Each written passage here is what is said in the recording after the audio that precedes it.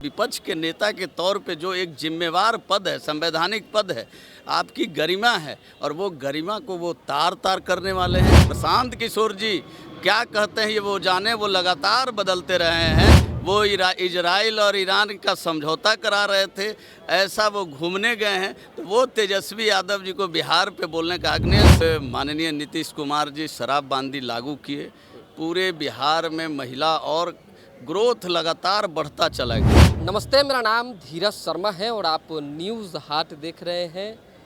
भाजपा के वरिष्ठ नेता विधायक संजय गुप्ता जी हमारे साथ हैं। जिस तरीके से राहुल गांधी ने टिप्पणी की और मिमिक्री की है प्रधानमंत्री नरेंद्र मोदी को लेकर, क्या कहेंगे, किस तरह का? देखिए, इसी कारण से लगातार कांग्रेस दिन प्रतिदिन वो गिरती चली गई। आज 22 राज्यों में एनडीए की सरकार है। कांग्रेस कुशासन का प्रतीक बनी हुई थी और राहुल गांधी के आने के बाद विपक्ष के नेता के तौर पे जो एक जिम्मेवार पद है, संवैधानिक पद है, आपकी गरिमा है और वो गरिमा को वो तार तार करने वाले हैं। विश्व के लोकप्रिय नेता माननीय प्रधानमंत्री नरेंद्र मोदी जी के खिलाफ इस तरीके का एक विपक्ष के नेता का करना, ये कहीं न कहीं संवैधानिक रूप से ये एकदम बिल्कुल गलत है और पूरे देश इसकी निंदा करती है और उनको इसके लिए प्रधानमंत्री जी और देश से माफ़ी मांगना चाहिए। जब भरत तिवारी के परिवार को न्याय मिला है, नौकरी की बात कही गई, आर्थिक सहायता की बात कही गई, अब सवाल इस पर प्रशांत किशोर खड़ा कर रहे हैं कि बिहार की जनता से मुख्यमंत्री को माफ़ी मांगना चाहिए, फेक इनकाउंटर हुआ था। सम्राट चौधरी जी की सरकार वो लगातार जब से यह घटना हुई, वो चाहे एसआईटी का गठन हो, लगातार जांच करके पुलिसकर्मियों को, दोषी को सज़ा दिलाने का काम हो और अभी भी जिस तरीके से उनके परिवार के लोगों को नौकरी देने का काम किया, मैं धन्यवाद देता हूं सरकार को।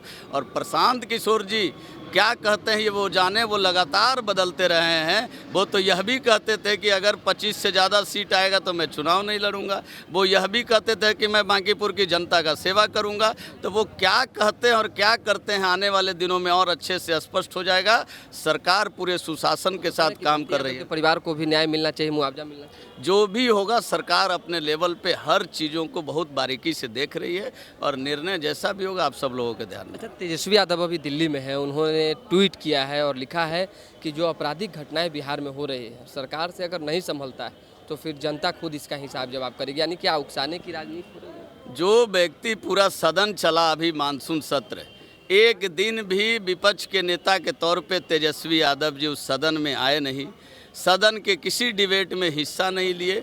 वो छुट्टियां मना रहे थे, वो इजराइल और ईरान का समझौता करा रहे थे, ऐसा वो घूमने गए हैं। तो वो तेजस्वी यादव जी को बिहार पे बोलने का हक नहीं है। सम्राट चौधरी जी और एनडीए सरकार पूरी ताकत से काम कर रही है और बिहार के विकास को ये एजेंडा मान करके उद्योग कैसे ज़्यादा से ज़्यादा लगे, प्रशासन कैसे चुस्त दुरुस्त रहे, पहले भी नीतीश कुमार जी और आज इसी पद्धति को और आगे बढ़ा रहे हैं। एक आखिरी सवाल है, शराबबंदी को लेकर एनसीआरबी ने जो रिपोर्ट में कहा कि कोई बेनिफिट नहीं है इसका, महिलाएं आज भी प्रताड़ित हो रही है, शराब आज भी बिक रहे हैं, अवैध तरीके से कारोबार आज भी हो रहा है, राजस्व का बड़ा नुकसान हुआ है बिहार को, आप क्या मानते हैं? देखिए, जब कोई कानून आता है तो उसके पक्ष और विपक्ष होते हैं, लेकिन जब माननीय नीतीश कुमार जी शराबबंदी लागू किए, पूरे बिहार में महिला और ग्रोथ लगातार बढ़ता चला गया।